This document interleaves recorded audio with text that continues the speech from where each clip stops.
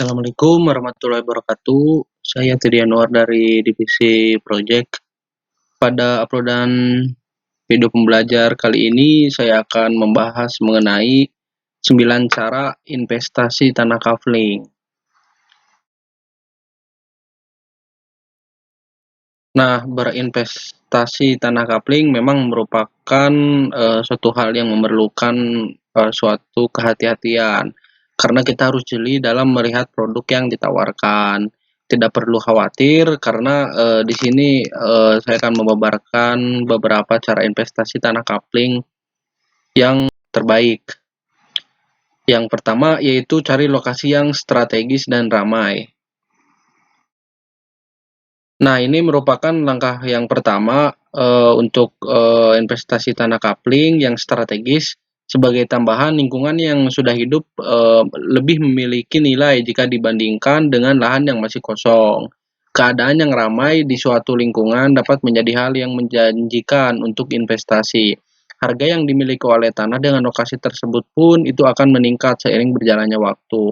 Usahakan membeli tanah di pinggir jalan besar seperti jalan raya, karena hal ini akan banyak diincar oleh banyak orang-orang. Misalnya lahan kapling yang posisinya terletak di jantung kota.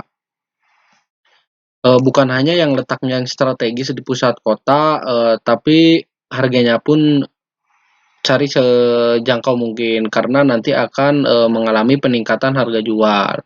Kemudian yang kedua, cari informasi harga tanah.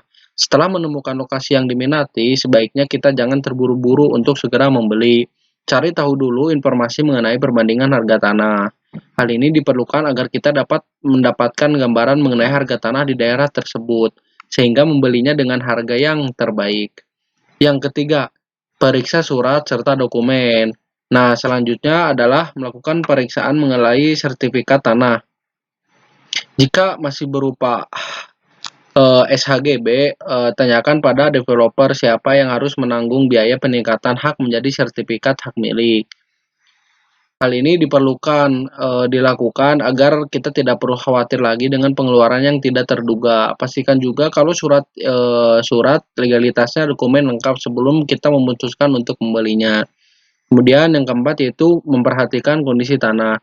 Selain itu, kondisi tanah juga di lokasi juga memerlukan perhatian. Perhatian bagaimana kontur tanah, apakah lokasi tersebut aman dari bencana longsor maupun bencana banjir. Kemudian yang kelima yaitu memilih developer yang terpercaya.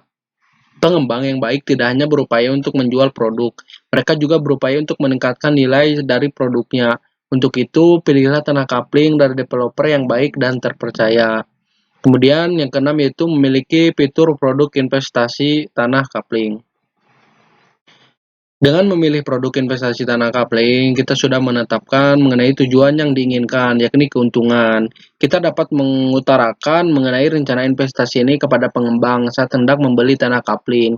Pengembang pun akan memaparkan keunggulan-keunggulan dari tanah kapling yang ditawarkan tersebut. Kemudian yang ketujuh yaitu menemukan harga jual tanah kapling. Untuk menentukan harga tanah kapling, kita bisa mengikuti harga yang ada di pasaran. Namun, bisnis investasi tanah kapling tidak boleh disamaratakan. Pasalnya, lokasi tanah yang menjadi salah satu hal yang menentukan harganya. Sebagai contoh, kapling yang berada di posisi jauh jalan raya bisa saja harganya 25 juta.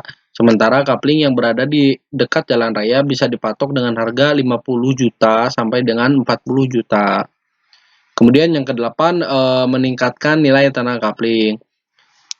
Langkah selanjutnya yaitu melakukan peningkatan nilai tanah kapling untuk meningkatkan minat bagi calon pembeli. Cara pertama yang harus dilakukan adalah melakukan pembersihan tanah agar terlihat lapang.